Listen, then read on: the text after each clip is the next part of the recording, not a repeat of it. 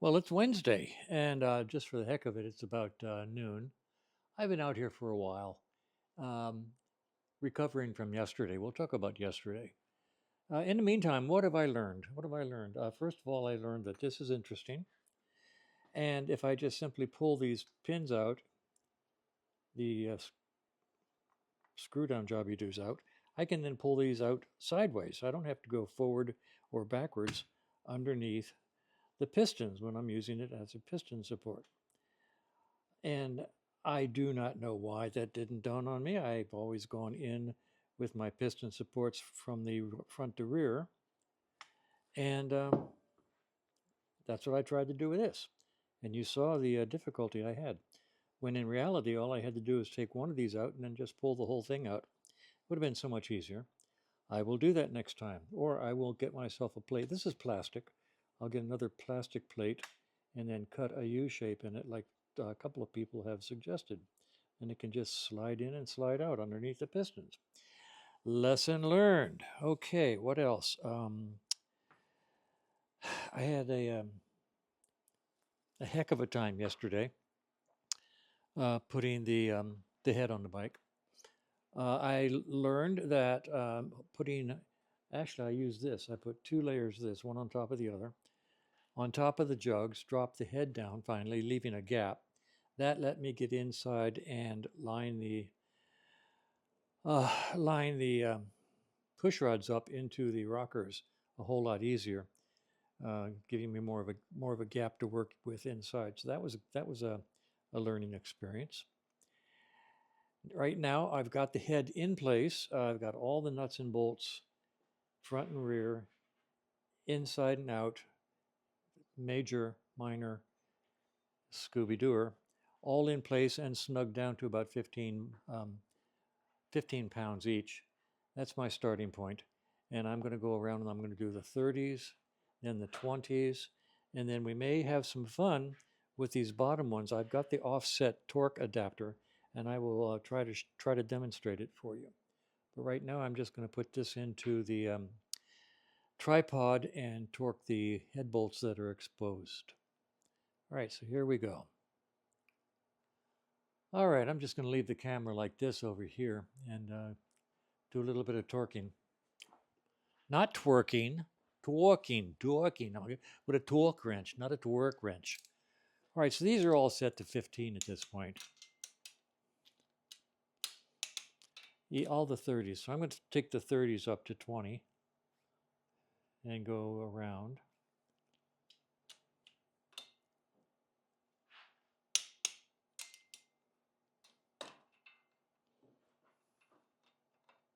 All right, I guess I have to come around. Try to stay out of your way.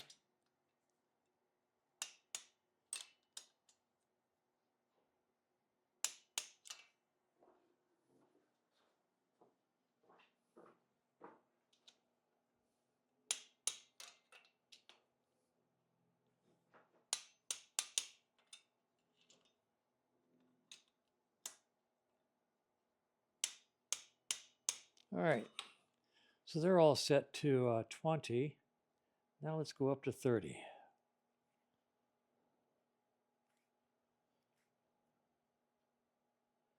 All right, let's start with the center one.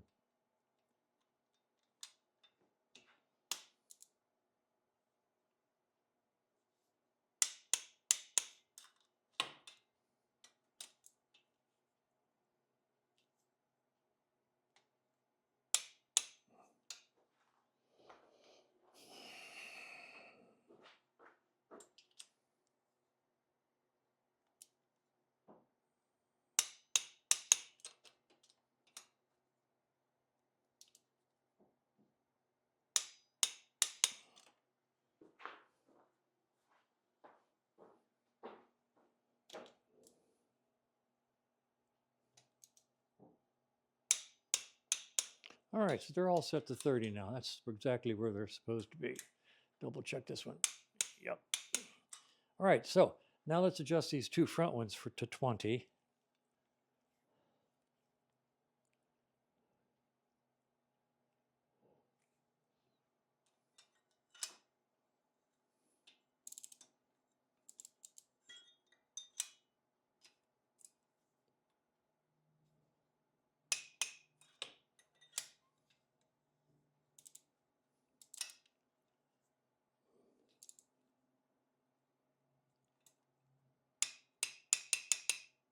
All right, so we got the 20s and the 30s done. All right, good. Now this guy back here has to go to 30, but it has to be done with a special wrench. That special wrench is here. This is its only job in the world is to tighten this nut under here, which no other. And that's about as tight as I can get it by hand. Now, stand by. I'm going to get the offset adapter and see what this torques out at. Okay, hang on. I'll be back.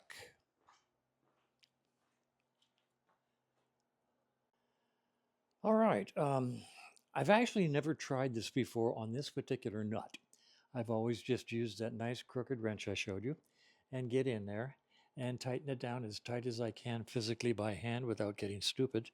And it's always been adequate. But I thought for show and tell, I'm going to show you how this little offset torque adapter works.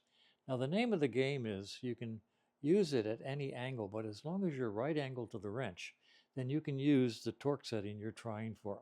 If you have it offset at all, you have to do some math and figure out what to set the torque wrench other than what's called for.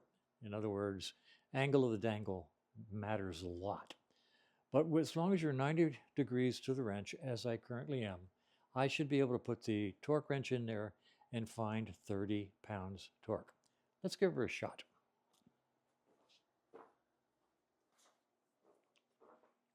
Now, first of all, I'm going to back off to 15 pounds torque. That's a nice safe setting. Okay, that's set to 15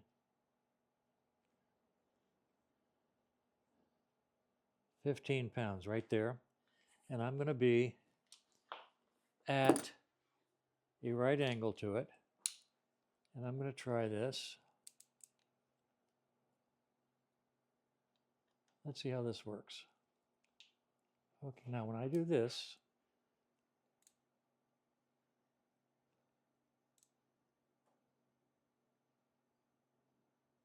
okay, in order to do this, since I'm working upside down, I have to turn everything over.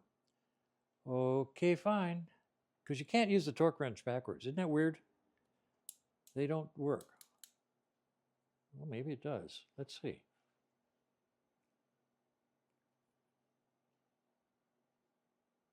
No, it's not clicking. I think that's only for undoing. This torque wrench, as far as I know, can only be used to tighten. So I'm going to turn this whole thing upside down and see how that goes. I'll be back.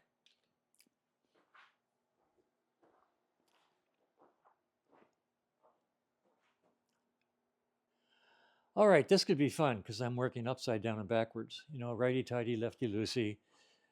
Except when you're working upside downy in the darky on every Thursday, third Thursday of the monthly.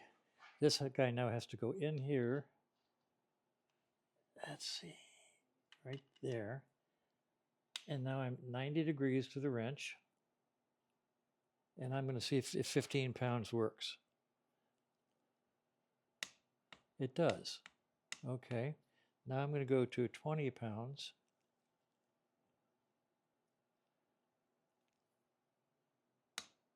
And it does.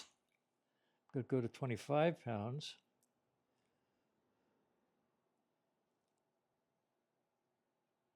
Actually, I'm at 30 now. Let's see. That's... Oh, I'm looking at Newman Meisters because I'm upside down. Stand by. Because my wrench is upside down. Okay, stay. Let's go. Yeah, we're at a little over 20. So I'm going to go to 25. And we'll try it again.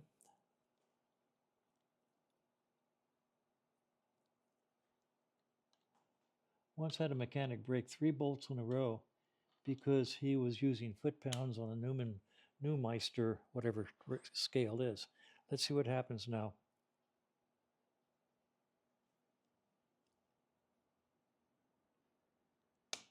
Okay, that's 25. Okay, good. Let me go to, well, let's go to 30.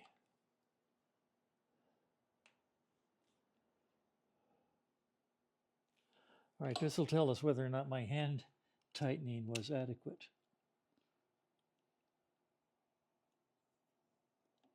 Don't forget, I'm working upside down in here. Once I get this wrench on there.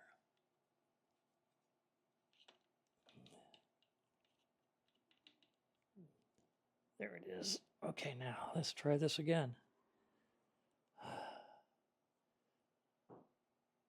There it is. Okay, I've got at least 30 on there. Oh, that was fun. All right. Now I can do the same thing for these front bolts. And let me get set up and I'll see if I can do it. Let's see. Okay, different wrench. All right, I'll be back.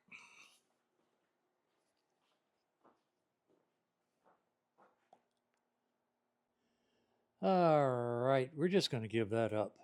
I was going to do these front upside down bolts that go up here, but frankly, the frame is in the way so badly that I really can't get a good swing. I'm just going to go with the fact that I tightened them down to a calibrated manual 30 pounds, as I did over here, which in fact turned out to be at least 30 pounds. Okay, so everything is torqued. We got 30s on the big ones, 20 on the small ones, 30 here, 30 here. That's all the head bolts. I'm going to start setting valve clearances now, and then start buttoning this thing up. All right, well, I've adjusted the valves. They adjusted very nicely. I've got a good sloppy 6 and 8. By sloppy, I mean easy slide through. One of my, well, actually, my friend Brian Slark, who's also known as Mr. Norton, has always said that a loose engine is a happy engine, and I accept that. And so this is a 8 here, and it's a slide through. You can see it. And this is a 6, and it's a slide through. You can see that. Don't try to get tight. Don't try to make them perfect. Get a nice sloppy 6 and 8 or 2 and 4, whatever you're working on. Because actually, valves don't loosen up as they wear. They tighten up. In other words, they don't wear from the top. They wear from the bottom. They wear, the face of the valve wears into the seat of the valve, which tightens up the gap. So starting out with a nice sloppy 6 and 8 or 2 and 4 is a good thing because it will accept a little bit of wear from the face of the valve. So let's see, that's done now. All those are done. At this point in time, I'm going to start dressing out the engine. I'm going to put the valve covers on. I might start hanging the carbonizer and maybe the exhaust system and see what we can do. It's 12:30 right now, and there's no reason for me not to start hanging some stuff on this thing. So I think that's what I'll do. I'll be back in a while. Well, goodness gracious sakes, it's what is it? Oh my goodness, it's 3 o'clock in the afternoon. I've made some progress today. The engine valve covers are on, head steady's on, carburetors are on.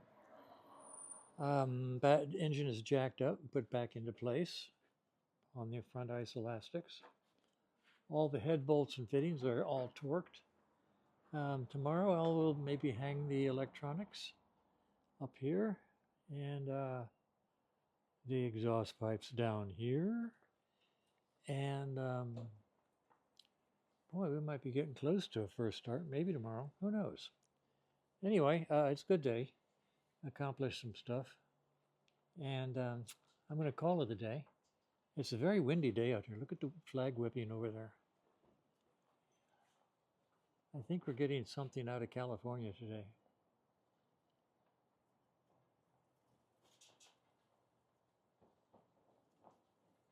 So, anyway, I'm going to call it a day. I'm done. I'm tired.